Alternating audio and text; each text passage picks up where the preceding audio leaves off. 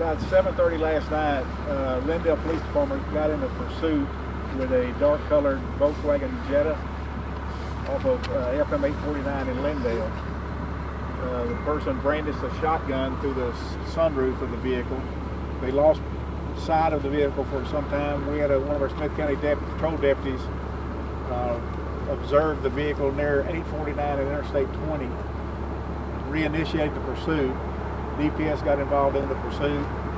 They exited off somewhere near 271, came here right behind, to your right through the intersection here, and the Volkswagen was unable to stop. You can see it ran through the yard here. A manhunt lasted for about a little over 2 hours. We had drones, we had canines here in the area for a little over 2 hours with no success in locating the person. So at 9:21 this morning, apparently the person disappeared into the woods when he bailed out after he was wrecked out by DPS. Disappeared into the woods. We had a manhunt with canines and drones and quite a few personnel for about a little over 2 hours. And then fast forward to this morning at 9:21, the pastor and several other people, the pastor's wife, and a couple more individuals went into the church. Nothing out of the ordinary. As the pastor opened the bathroom door, he was confronted by the individual who had been hiding in the church, apparently had fled into the woods, and after everybody left, after the manhunt, retreated into the church. The pastor, who had a firearm himself, apparently drew his firearm on the individual and ordered him to stop. He starts coming towards the front door. Then he turns around, lunges at the pastor, and is able to disarm the pastor, it appears, at this time. And hit the pastor's firearm is the one he used. The pastor is deceased at this time. We have another individual due to a fall that's being treated at the local Tyler Hospital. And then we have a second victim here at this location that has gunshot wounds that's undergoing surgery at this time. And unknown right now what his condition is.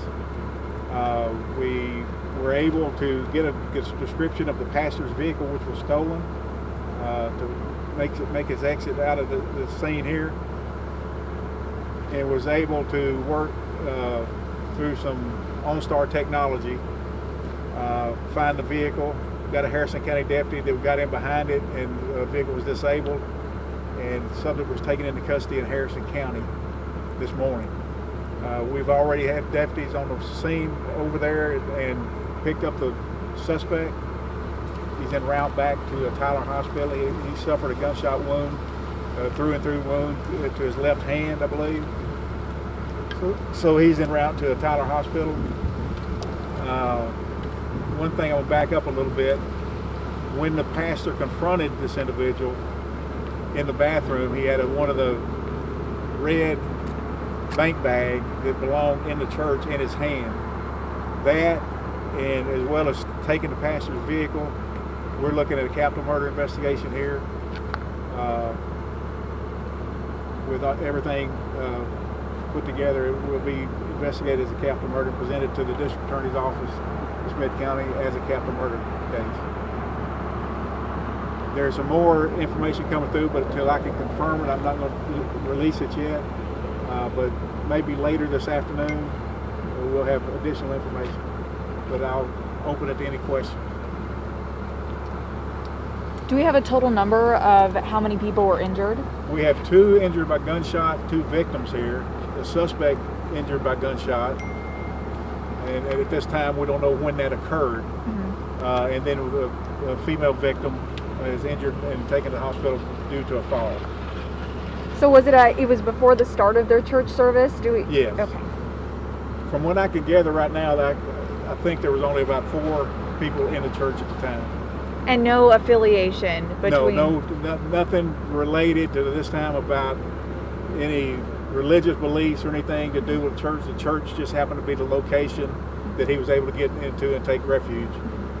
during the night as we were after we left the scene. Do you know what he was taking refuge from, or Well, from the pursuit. Yeah. We don't know why he was why we were pursuing him to start with. Yeah.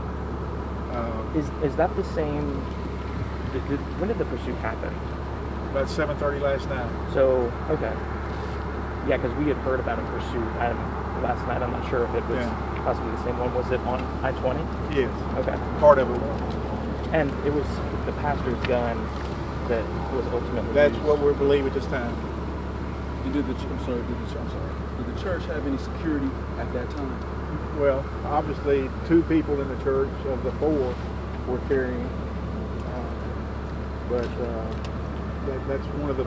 That's the firearm was one of them disarmed is the one that was used to commit the homicide. Do you have a suspect description? I'm not releasing anything on suspect information at this time. We are in the process of obtaining arrest warrants. We're taking custody of the vehicle from the pursuit last night, as well as the pastor's vehicle that he used to get away with, and those will be processed by crime scene after they get through with the scene here. What's the current condition of the suspect and the survivor? Well, I don't know about the victim that went to the Tyler Hospital. The victim, the suspect, has a through-and-through gunshot wound to the hand.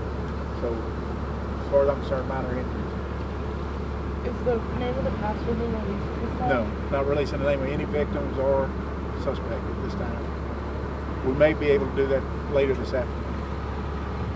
And then have you ever That'll be in the form of a press release that will be signed. And have you ever heard of? You've seen, unfortunately, seen some shootings here in Texas, previously. And have you ever heard of someone hiding out in the church? Most times I feel like when I heard the story, they just come into they sat during the congregation. Well, this is not, as far as I'm concerned, this is not a church-related or religion-related offering. This is an opportunity. It was convenient for the guy to come out of the woods. It was cold last night, found him a warm place to stay, and apparently he was still there when they came for church this morning. Okay, so he was in the church all night before. Well, we know he was in the church after we left at 10:30. From somewhere from 10:30 p.m. until 9:20 this morning, he got in the church. But it's unclear right now when exactly he got in. Yeah. And sir, shootings like these that happen, they're so unprecedented, but just as a sheriff, as an officer, is there anything that churches can start to do to prevent things like this happening? Up security, what can they do to keep in mind Well, in situations like this? they did everything that we would tell anybody to do. They're carrying, but the thing about it is, and I really don't want to get off into it, but if you're going to carry a firearm, you got to be willing to use it. And I'm not second guessing, especially second guessing the pastor by any means right now. You got a much younger person, more agile person than obviously the pastor who is older, was able to overcome him and take his gun from him. But this isn't just related, again, this is a crime of opportunity for this suspect. The church just happened to be here. It could have been one of these houses here that he went inside, but he knew people were there. You know that nobody at nighttime is at a church, so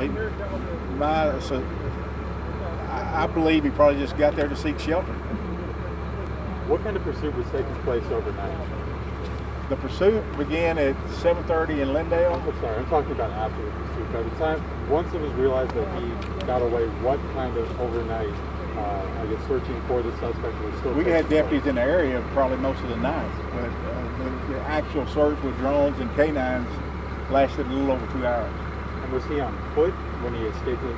Yes. Could we see The vehicle went through the yard here, and it was a DPS unit crashed into the vehicle, the side of the vehicle, deployed all the airbags. The suspect jumped out of the vehicle and ran into the woods.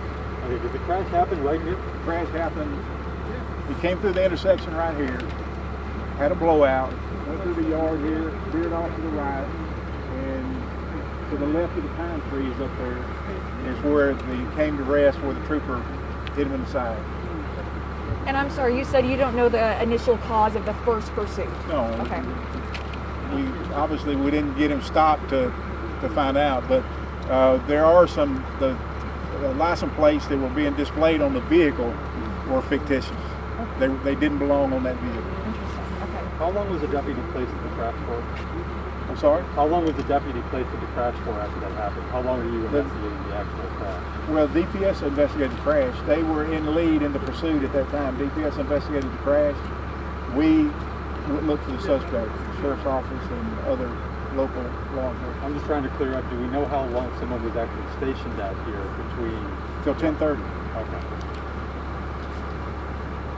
Is there anything you think people with the church and these nearby houses should know about the safety of the area right now? Well, the area is safe now. Obviously, he's in custody, is lone actor. Nobody else here needs to be in fear for anything. We'll be out here into the night tonight, I'm sure, processing the scene. All the danger is gone now. He fled the scene. We got him arrested in Harrison County, and he'll be taken after he leaves the hospital for treatment to his gunshot wound in his hand.